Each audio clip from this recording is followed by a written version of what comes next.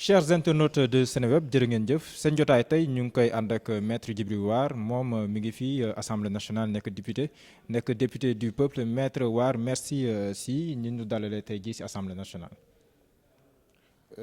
jërëjëf Mamadou di la nuyu sa waa kuréel ñi ngay liggéeyal muy waa Seneweb di maanaam kuréel bu am solo ci wàllu xibaar taataani xibaar di ko teg ci yoon loolu am na solo nga may ma tamit ginnaaw bi ma sant yàlla julli ci yeneen te du sallallahu alayhi wa sallam nuyu sama njaboot di ko jël ci njabootu Serigne Cheikh Tidiane Al Maktoum. maître Djibril War laaj bi ma lay njëkk laaj moom mooy maître bi ndax ba léegi war naa mën a wax maître Djibril War wala dama lay jàppee comme benn usurpateur comme ni nga koy waxee si tubaab. coono la moom ci xaw a retaan loolu sax suñu jotaay jamono yi ñu jógee université xam nga léegi maanaam léegi sopp yi dafa bari léegi damay dégg ay master ay amoon na sax gaa ci yeneen dëkk yi mais ñu dañu am licence ñu ne yow léegi am nga diplôme de grade de maître ès sciences juridiques man def naa man sama këyitu diplôme loolu lañ ci bindoon maître Djibril War est admis au grade de maître ès sciences juridiques droit privé option droit des affaires maanaam dafa am droit public nga mooy affaire ak gouvernement yu demee noonu droit privé mooy li nga xam ni ci nit ak nit ñi la man maa ngi woon option droit des affaires même lu ko jiitu il faut nit ñi xam ni que tamit que expert administrateur judiciaire yi ñoom seen wàllu bopp nu ngeen dëkkal fa mooy l'ordre des experts boobu moo nekk nii quoi. mais yow doo avocat mu leer. waaw moom laa bëgg expliquer donc maanaam mooy l'ordre national des experts du Sénégal ñii mooy kuréel gu mag a mag boo xam ni experts yu bari ñoo ci nekk ñu yëngul ci wàllu maritime ci wàllu fiscalité ci wàllu immobilier ci wàllu immobilier lu am na daal juróom-ñeent maanaam xeetu xam-xam yoo xam ni foofu la ñu nekk au barreau de Val-de-Marne depuis 2012 daa waroon inscrire mais politique beeg yooyu moo tax ba am ma jotam donc bu ma yàlla defee ba ma pare li may war a pare mun na foofu laay mujjee comme liggéey avec des spécialités. après nga nekk des avocats d'affaires en tant que tel parce que déjà expert fiscal naa ko dégg naa nekk naa ko wane parce que su sa mémoire. mais bu ñu ko corrigé ba noppi rek damay nekk ñaari grade laay am xam nga léegi foofu benn grade laa amagum expert administration judiciaire section judiciaire mandataire mais léegi benn grade laay amati. muy grade avocat moomu. léegi mën neen xuus si waxtaan wi tuuti ponk boobu dañ ko doon ubbee rek mais maître Djibril War ñu bëri ñu la xamutoon ay bés bi dañ la gën a xam ndaxte coow lu bari yu am assemblée nationale dañ si dégg maître Djibril War ak député Nango Seck maître Djibril War ak député Moustapha Cissé Lo ñu njëkkee député Moustapha Cissé Lo nga xamal ko ne que kuy def njuuj njaaj la si maanaam nga kii ko génne ko sax Sénégal mais ne si àdduna bi yëpp kuy def njuuj njaaj la loolu mën a génne ba pare di ko dànkaafu et tout boobu maître Djibril War nan lañ ko mën a expliquer nan nga koy nataale.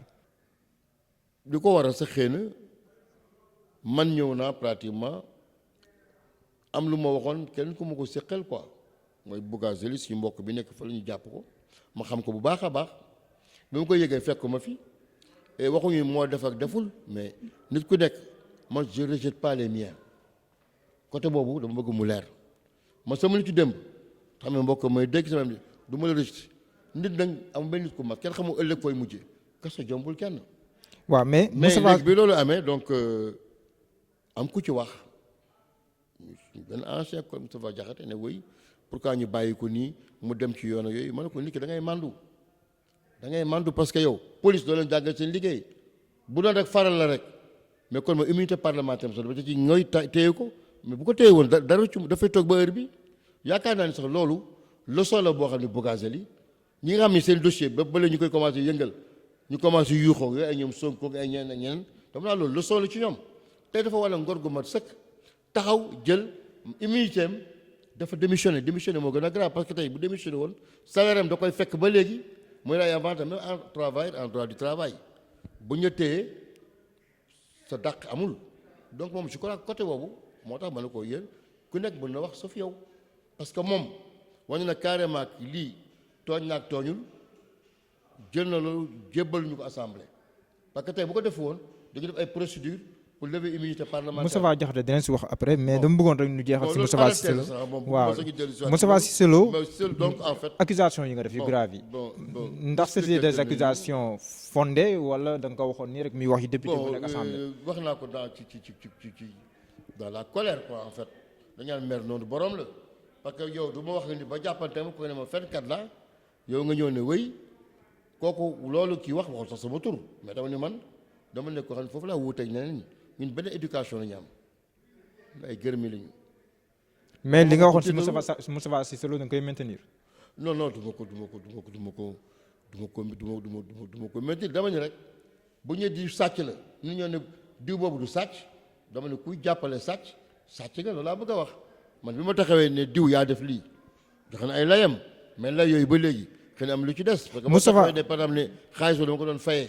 Moustapha Diakhaté la yow nee nga 10 millions moom nee na 5 millions. waaw xam nga lu ci am solo. évoqué na tamit article 17 bu règlement intérieur bi. wax na tamit fu mu doon dugal koppar yi. nee na am na loolu sax man débat boobu sax en fait. mais ndax nekkul yow tamit yaay accusé sans preuve. bon en fait loolu sax en fait c'est même pas accusation sans preuve donc li ma jàpp parce que je suis pas devant mes responsables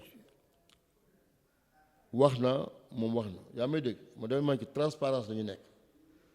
xaalis bi yaa ko moom yow la ko jox ñu ko dañu ñaan wét sa gore quoi ni ñu la ko joxee noonu nga ko war a doxalee nga ne man binduñu benn texte ko nu ma neex laa ko defee kon loolu problème d'option la quoi. mais pour fermer la parenthèse li mu ci mën a wax rek mooy que assemblée en ce qui me concerne et cela on va y revenir parce que tamit je crois que l'information doom sensé bu dee utile quoi comme ni ñu ko waxee et je crois que ñun ñi tey jii homme politique yi li ñu mën a def tamit te presse bokk ci du maanaam parce que yàlla di jottali xibaar yi. mais maître man dama am benn problème parce que accusation bu grave nga defoon détournement 600 millions ñu dem Moustapha Diakhaté weddi génnee sax ay éléments ne yor nay document wax fa la doon dugal xaalis bi même bu nekkee nee na tam li nga koy joxe mais bu nekkee tam ni nga xam ne waxee tamit ndax yenn xel itam duñu xalaat ne que ndekete yow ay accusations yu gratuites rek la woon pour répondre peut-être à Moustapha Diakhaté. bon en fait parce que da doon gêner quelque part. bon gêner ci nan na ma gêner par exemple. non sorti mi doon def si à l'encontre du régime en place di critiquer le président Macky Sall si ay sorties yu bari yu mu doon. non loolu sax tontu naa ci. bien avant sax may wax lii. mais si accusation bi d'abord pour ñu clore débat boobu. man maa njëkk a taxaw ne nit ki da nga xam fooy teg sa tànk. d'abord digganteem ak président fi mu jaar du ñàkkam ak liggéeyam ci parti bi moo ko may. ñaareel ba li mu amoon mais amuñu ko ci gouvernement ajouté amuñu ko ñetteel ba boo nekk ci gouvernement en tant que membre d'un cabinet mais ko ñàkk xam-xam moo egg foofu mais yow député sax mën nga am tuuti liberté. mais un membre ministre conseiller mais yow da nga ànd li ñuy am na ñaari lu tëkku mooy solidarité ak responsabilité. mais est-ce que nekkul tam bëggoon bëggal le président Macky Sall rek moo taxoon nga yëkki kàddu boobu noonu jëmale ko ci Moustapha Diakhaté. waaw loolu sax xam naa ni pour ñàkk ma xam la quoi parce que yaakaar naa ni noonu laa ne woon PDS au niveau de l'APR bi ñu nekk.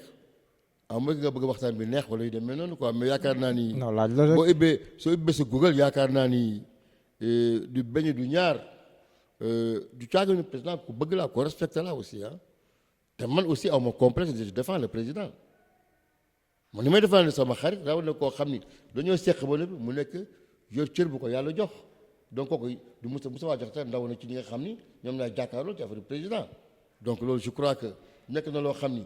amul benn complexe pour wax ko. kon Moustapha Diakhaté dafa war a démissionner. bon dama ni en fait alors boo fa tolloo dans un parti moom sa discipline de parti. bu bëggee logique avec lui-même quoi logique quoi vraiment da ngay rendre sa démission créer sa parti quoi mais parce que mën na nekk dans un parti bu nekk Guy Marius Sagna nga ñu ko jàppee du noonu bu ñu courant bi mu nekkee li mu wax du dëgg moi je pense pas que ça quand même mooy loo xam ni bon en fait faut être conséquent avec soi-même quoi ci li ma yaakaar ah.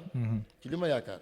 problème moom mooy c'est que yi ngeen di jiñante yéen seen biir ay détournement ngeen di jiñante ay luubal xaalis ak yu nu mel loolu est-ce que du joxe benn image bu rafetul si askan bi bët bu ñu leen di xoolee ndax du joxe si xelu ñenn si askan bi ne que ñi ñu jiite jamono jii nii ay ñu jàll ay ñu njànjal te ñoom nooy subal seen bopp. yi ngay dégg yëpp mais c'est des épiphénomènes mais xëy na léegi di presse bi développé réseaux sociaux yi rajo loolu moo ko waral mais y a rien qui a changé. absolument su ma déggee ñu naan député démb ak mais député tey gisuma député démb lu ngeen ëppale woon. kon li ngeen di tamante yéen waa APR garaawul. bon en fait non c'est-à-dire que man en tant qu'homme politique yaa may dégg en tant qu'homme politique dafa mel ni rek famille mais famille damay xul ak ay jàppante mais jëkkër ak jabar yow sax nga dégg jabar su dul jëkkëram loo xam ne sax am na sax mën na am mais lu jéggi dayoo mais ay nit la ñu man dafa ñun duñu ay malaaka wala ay wëli wala yu demee noonu. xam nga président fu mu toll nii nekkul koo xam ne dafa xaw a sàggane tuut ay nitu démbam.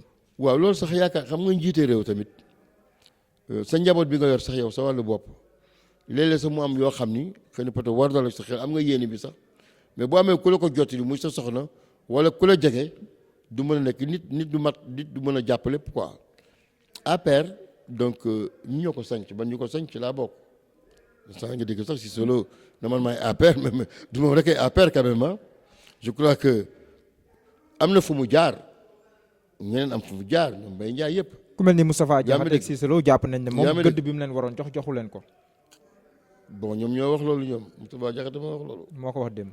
mu ne moom gëdd boppam. non pas gëdd boppam moom spécifiquement mais ñi mu àndoon waaw démb parce que quand même fonk.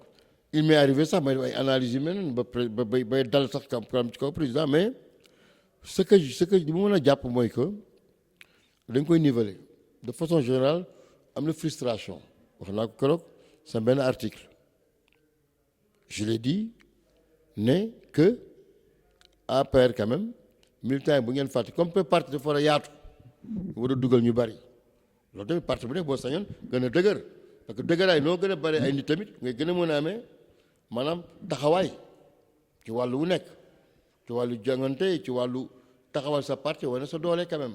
junj nga ko sànq dama xaw a weex donc la. soxna njiitu réew mi ban rôle lay jouer dans la gouvernance actuelle parce que junj nga sànq turam moom ban rôle lay jouer fu mu toll nii. parce que yaa ngi naan soxnaam dañoo war a dimbali mbiri ak yooyu. non en fait moi je vais vous dire une chose te maa ngi wax sur le contrôle de askan bi ak les militants Adja Marème Faye Sall nga ni mooy soxna président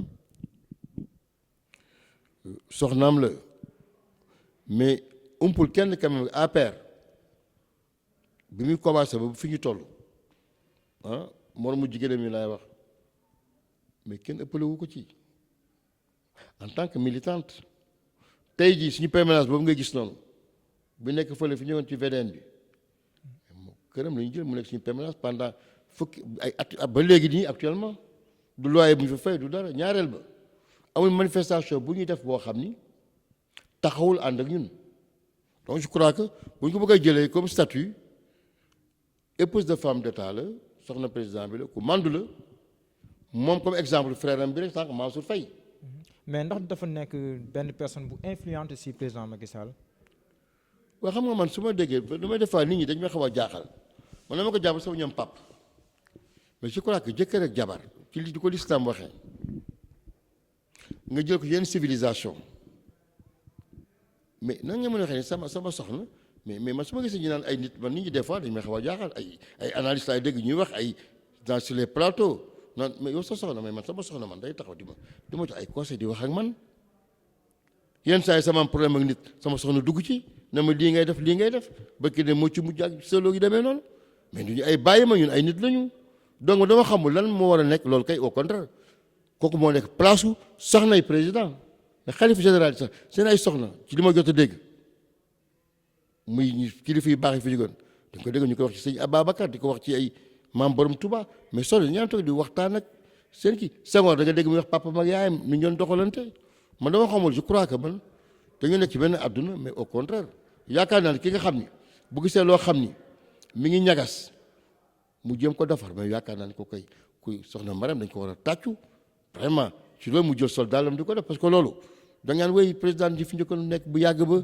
seen jëkkër ak seen non c'est faux moom dafa intellectuel la mais Marème n'est pas mais elle a eu son bac elle a fait ingénieur xanaa teel a sëy téye njaboot moo ko tax bu toog ci kër gi am na ñuy wax yëpp bu ne leen jàngal ci xam-xam man toog naa ak moom muy ci wàllu diine waxaale ma ko moom wàllu diine tey ma wax dëgg yàlla boo doon góor mën na jigéen mën na nekk ilimaan yaakaar naa mën na ko nekk te sëñ Mbaye Sy Mansour bi ci xalif yi neen li ma téye président Macky Sall du moom mais soxnaa ma tax donc ku sell la ku baax la ku dal la ku am xam-xam donc man yaakaar naa ni maa ngi ñaan yàlla président bu mu sa doon ci Sénégal nga mën a am soxna bu mel ni Marième Faye Sall. juriste nga président Macky Sall en 2024 est-ce que war na mën a briguer un 3e mandat.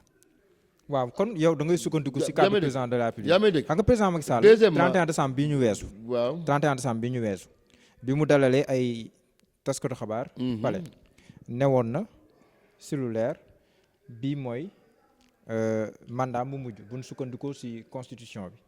waaw ndax yow da comme kuy sukkandiku ci ay cadre président de la République nga ndax loolu ngay jàpp ba tey. loolu moo wax man. doy na ma sans qu'il soit besoin. ah donc affaire droit yu demee noonu pratiquement. ah loolu doy na la. kon loolu bi laa mooy loolu laa mën a jàpp son dernier mandat. du dëgg. voilà quoi donc.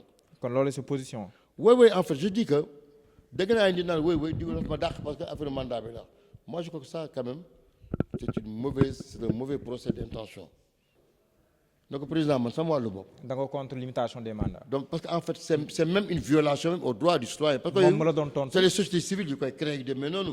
oui parce que dama ne ko woon président suñu dëkk yi ni ma gisee suñu ay approche ak nos objectifs personne n'est irresponsable mais man yaakaar naa ni pour le plan financier et tout ça yaa may dégg mais mandat yaa may dégg le peuple est souverain dañu la souveraineté appartient au peuple qui l'exerce par le suffrage. digression la digression la ñu ñëw ci affaire 94 milliards yi. ci kayitu gerte taaf laa koy def xëy na wala jaaykatu gerte yi ma ne bu dee bëgg ay kayit am na plainte yoo xam ni je crois que ñi jaay gerte procureur su ma sañoon dina wàññi moom ay bagages am yóbbu ko foofu une plainte donc ñu koy bindee. kon plainte Sonko bi ci yi ñu war a laxasee gerte yi ci la war a bokk. waaw mais attends plainte wax sax yow bii plainte sax xam nga yow bu ñu sàkkee sa portable da nga ni plainte contre X sax bu la neexee. waaw contre X bu nekkee xaw ma tafu benn ci dugg nga xam naa gars yow doo jël car rapide quoi xam naa yow yaa may dégg dox nga fenn dem rang bi ñu tof la xam naa rek jàlloo yi xëy sa benn cousin jàllo xëy sa portable nga dem mais boo def plainte da nga def plainte ko pour sama portable kooku sàcc am na waaye monsieur le procureur maa ngi def plainte loo xam ne dafa xaw a niru maanaam wuruju te loo xam ne sax même bu doon plainte contre X la waxoon sax contre diw ba mu wax mais moom li mu jàng wane ko agent judiciaire de l'État mais mooy déclencher la procédure mais un civil moomul action publique. ndax yàqul crédibilité maanaam commission d'enquête parlementaire bi da ngeen setale Mamour Diallo parce que. setal Cheikh Seck sax wax na ko. il n'y a pas eu de détournement donc mooy setal na ko. yow sëñ Mamadou yow moom yow si salle bi la ko waxee woon bi mu def conférence de presse. fii la ko waxee woon yàlla may sa saab ak sa njàmpe ah sa saab ak sa njàmpe yàlla bu mel noonu ah. kooku moom yaakaar ne wala bu nga créé benn saabu mel ñu koy mën a jaay ah mais seetal moom wax bi nga wax rëy na de. non li sama sëñ bi daan wax. xam nga fii sa wax ji rëy na de. fii le député Cheikh Seck ne il n'y a pas eu de détournement de deniers publics fii la ko waxee. xam nga si salle bi ngeen defee seen conférence de presse. waaw bul fàttali sama man fii la ko waxee. man gars man bul fàttali man maay ndeyu mbi gi. waaw mais loolu la wax de te bi mu wax yaa ngi toog. dama ne kuy seet xaw ma ki ni ñu koy waxee teeti laa ngoy kii ngi nii xaw ma mais man maa initié commission d'enquête bi maa toog coow li bari ma ni léegi. waaw loolu moom xamoon nañ ko moom pour faire l'économie de cette histoire là. mais ñu dem jël si question. mais loolu nga wax nga ni ñëw seetal kër nga ni. Mamour Diallo seetaloo leen ko. non xam nga léegi moom commission d'enquête bi baaxul nga ma au départ parce que moom le fait que ñëwul.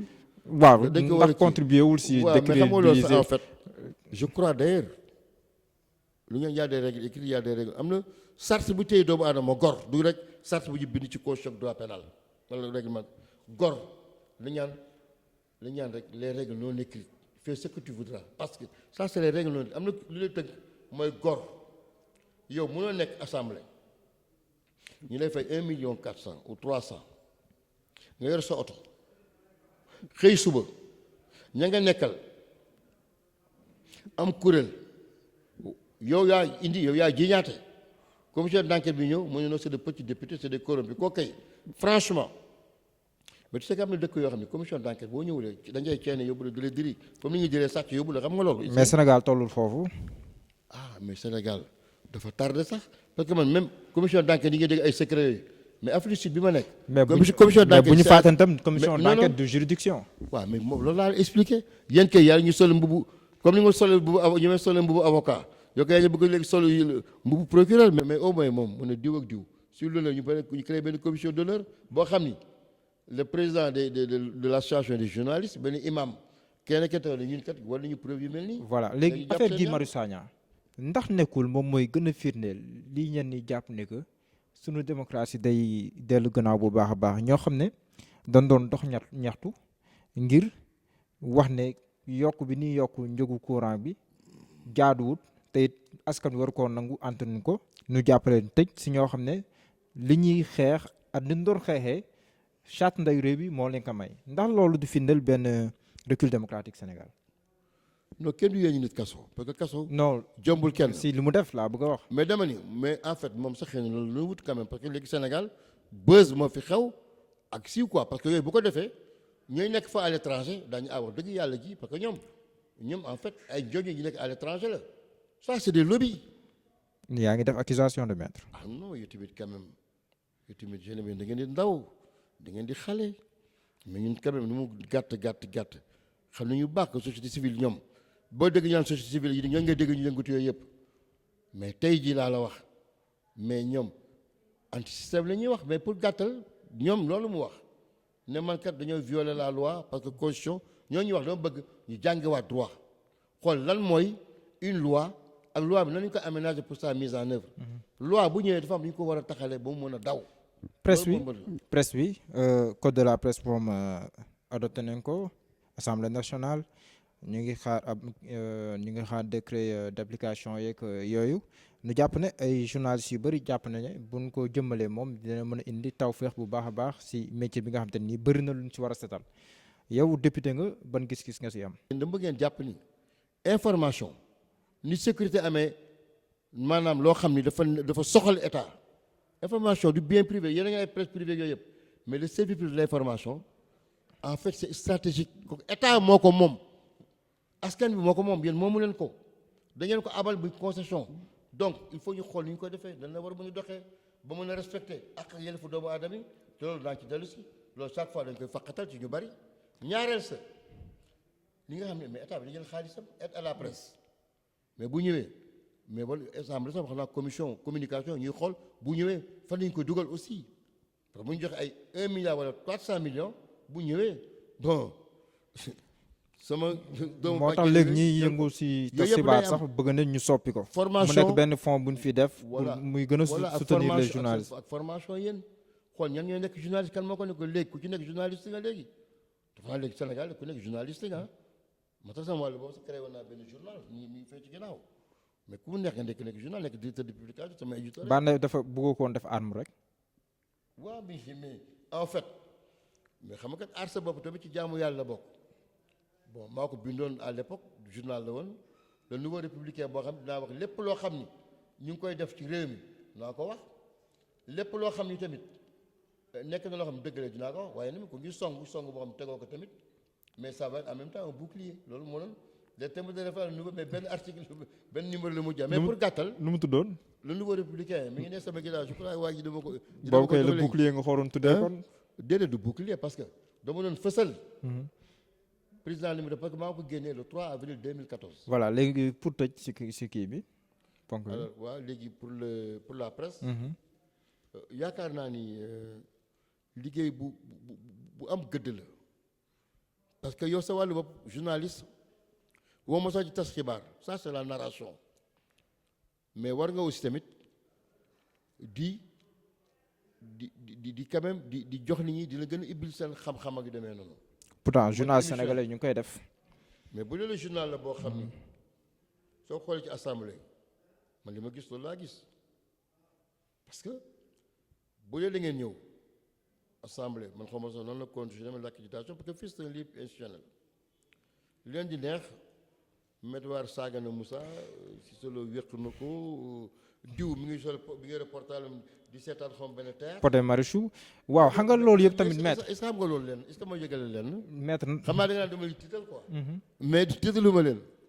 dafa am loo xamante ni man école yi je sais pas comment ça se passe. gis naa fi quand même ay taskatu kabaar yu am xarañ yu am aussi mandu.